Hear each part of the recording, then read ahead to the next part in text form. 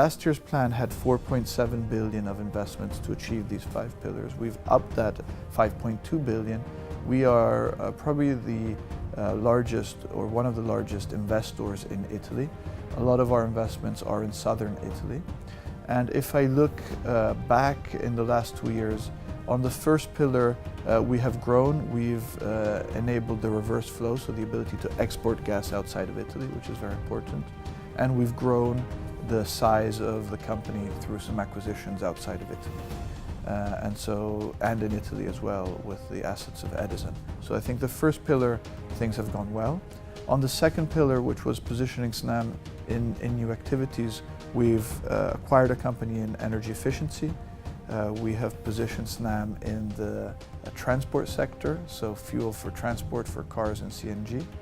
And we have also launched a new business called Snam Global Solutions to export to other countries, not only our capacity to invest, but also our capacity to provide consultancy services and value-added services to third parties. In terms of the energy transition, which was the third pillar, we have, I think, through our approach to green gas in transport, or green gas in terms of biomethane, we have again achieved quite a lot. On the fourth pillar of making the company more agile, we've launched a number of internal initiatives, lean programs, Project Integra, Turn, really to delayer the organization, reducing a lot of bureaucracy, and we're now, I think, in a better shape in terms of both efficiency. We've cut a lot of costs, but also in terms of speed of execution. And the final pillar, to be closer to our communities, we've launched the Snam Foundation. This is a foundation mainly in Italy and southern Italy, where we bring our unique ability to get infrastructure projects done to the benefit of the communities that we serve. So it's not about writing checks and giving money to the communities, it's about getting projects done that they really need. The hub, Italy as a gas hub, has become a little bit of a slogan. Technically we are a hub after March, because a hub, the definition of a hub is when you start exporting. This is a key milestone in our history. If we look at the new sources of gas coming into Europe, so even if we take a flat demand for Europe, and I think there is some upside to demand, but let's assume we take a prudent approach and we take a flat demand. The indigenous production within Europe, whether it's UK, North Sea, whether it's Italy, Germany, Poland, is declining very rapidly. So Europe has increased imports by 30% in the last 4 years and needs to increase a further 30% in the next 5 or 6 years. So where will this additional 30% of imports come from? They can indeed come from Russia, but not everyone wants to increase further the dependency on Russian gas. They can come from LNG, from America and other sources, but LNG tends to be more expensive than pipeline gas. If we look at the pipeline opportunities for new sources, they're all kind of around the Caspian, Eastern Mediterranean, East Med is one of the ideas. There's a lot of new discoveries and old discoveries and possible new routes that come to Europe from the south and the southeast. So from this perspective, Italy is ideally positioned to play this role as a gas hub. And as Italy increases these new interconnection projects and these new sources of gas, Italy will be able to close the gap with north of Europe. There's about a 10% gap in energy prices among sources of gas in the north than you have in the south. So as we bring on these interconnections, as we create more gas-to-gas competition, we will be able to close this gap. And this will help all the small and medium and large industries in Italy regain competitiveness as they get cheaper energy. So the privatization of DESFA and the decision to award this company to the consortium led by Snam, including both our partners Fluxys and Enagas, I think is a win-win-win. It's a win for the Greek government that succeeds in a privatization that's long due in a very successful way, bringing on board partners that have synergies with the TAP project and partners that are the 3 leaders in the European market. And so partners that are here for the long term, not interested in simply taking value outside of the company, but investing in the company, in the country, to really strengthen the role of Greece as a hub. And here, as we connect Italy and Greece, wherever we talk about Italy being a gas hub, it goes without saying that we want Greece to be a gas hub as well. Greece is actually even more of a hub if we consider a hub to be the amount of gas that transits through a country compared to its overall demand. And so Greece is, yes, an interesting market, but even more interesting as a transit route and as the eastern and southern easternmost country in Europe and in the Southern EU Summit. I think it's very good news for Europe because this is a key milestone in the energy union. It's something that really strengthens the cooperation between Italy and Greece and the whole of the Southern European countries in achieving for the first time a project where we can really physically integrate and interconnect this infrastructure. It will make us stronger when looking at new projects. It will make us stronger when looking at new technologies. It will make us stronger when we look about how to decarbonize in the most cost-effective way. So the SEN is a very bold energy policy. It's the first in Europe that follows the new guidelines, so it's been very much supported and endorsed by the Commission as well. And I think the government has done an excellent job to put together this policy that's been discussed and debated in Parliament, so it should have already the support of the new governments to come. The first priority is to get rid of coal and achieve a full exit from coal by 2025.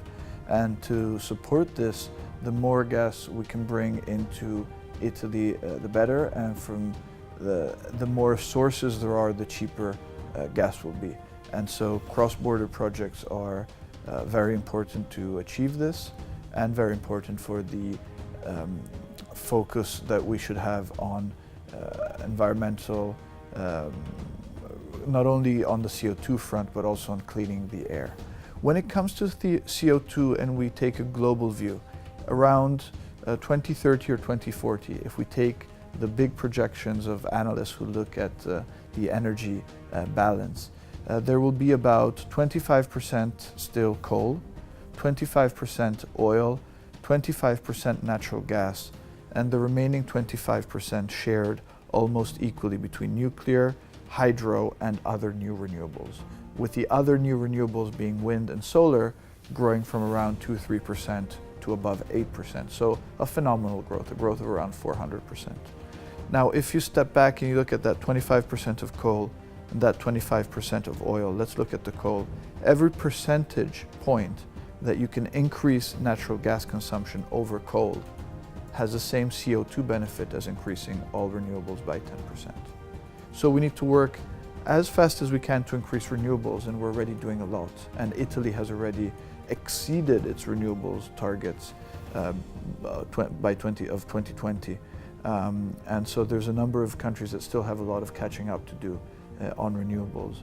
But we should work, if we're serious about decarbonization, to replacing as much coal as we can with gas, which is a lot, has a lot less CO2 in terms of energy. Renewables are excellent and provide a lot of and abundant clean energy, but are intermittent. And also, if there's a rainy day with no wind, like today in Germany, you need to go all fossil already.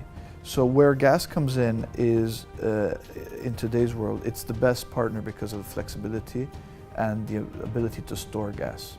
And it's also the best partner because gas is quickly available if we need to turn it on again on a rainy, windy day. Looking forward, gas is becoming greener, is becoming renewable. Biomethane has the ability in Italy to supply about 10% of overall demand. And this is a completely renewable fuel that can use all the existing infrastructure. Looking forward, beyond biomethane, we have a lot of use of gas coming from renewables. So we will be able to generate gas from renewables, and there's already a lot of interest from the renewable producers to think of how we can transform excess electricity into clean gas by producing synthetic gas or hydrogen that then becomes gas. Why are they interested in this? This is because gas is 20 or 30 times cheaper to transport and equally cheaper to store. So rather than putting electricity in big batteries with a lot of energy usage and a lot of expensive storage, we can put electricity into gas, gas into storage and transport, and then have gas-fueled vehicles that will be perfectly renewable. So this is what we mean when we say they're in a strong partnership today and getting closer and closer in the future. Yes, so as president of GasNaturally, I keep reminding our fellow associates that we're not doing enough as an industry. The TSOs of Europe, including Snam, worked with Ecofis to come out with a study that shows how we can achieve full decarbonization in sectors such as heating, with clean gas playing a role, allowing consumers to save about 140 billion euros per annum. So we need to have this narrative become public. We need to do a lot more to engage with consumers and to really separate a number of the issues. We need to tackle air quality urgently, and natural gas vehicles are an immediately available solution. We need to tackle CO2 issues in Europe and globally, and these are less of a local concern but more of a regional and global concern. And we need to invest in carbon capture and storage, and we need to invest in greening gas, whether it's biogas or whether it's renewable gas coming from power. So a lot more to be done on R&D and a lot more to be done on the overall gas narrative. And a lot more to be done, as I said before, in partnering with renewables and making people understand it's a win-win approach. And we are passionate about gas in cars. And we have 1 million vehicles on the road, but what's more important is that we have sold 30% more vehicles this year than last year in the first months of 18 over 17. And there's a lot of growth. I'm told that the CNG models are sold out. There's people queuing for them because it's a no-brainer for consumers. They get a car which is the same car they drive today if it's a petrol or a diesel car. It has more mileage because you add to a petrol tank a natural gas tank. You have, if you're environmentally conscious, like more and more consumers are, you have zero emissions from a particular perspective, so the air quality is as good as a full electric car. You have 30% less CO2, and you save about 1,000 euros per year on your car petrol bill, which is about the same amount that families have lost since the financial crisis as purchasing power. So it's very good for the pocket, it's very good for the environment, and it's very good for mileage, and it's the same car. It's very good for industry as well because it allows us to keep the car factories open because the engine is the same combustion engine that's today manufactured. So you don't need to replace all the current factories with new factories that would probably and unfortunately not be based in Italy. We think electric cars will do great. We think electric cars are growing also very fast. They will reach a penetration of maybe 15, 20, 30% in the next 20, 30 years, and we hope that they will do so. But the remaining 60, 70, 80% are petrol and diesel cars, and I think what's more and more clear to consumers and to policymakers is that we need to accelerate the transition away from diesel onto gas cars and gas trucks and gas ships, and maybe one day gas planes with great benefits for air quality and for CO2. We see growing NIMBYism, growing concern with any type of infrastructure in people's backyard. And we sympathize with people who are concerned with the spread of the internet and social media and some fake news and some people really able to gather a lot of momentum around maybe a cause that's close to their neighborhood. We feel that companies can no longer afford to rely on politicians to work on the public opinion. Companies need to engage directly, explicitly, openly. We believe in radical transparency, and so you need to be convincing people that legitimately are concerned about new infrastructure, that it's safe, that it's reliable, that it doesn't cause any harm to health or to air quality. Engaging with them, working with other foundations to launch new projects that we can really use to increase this communication, this dialogue.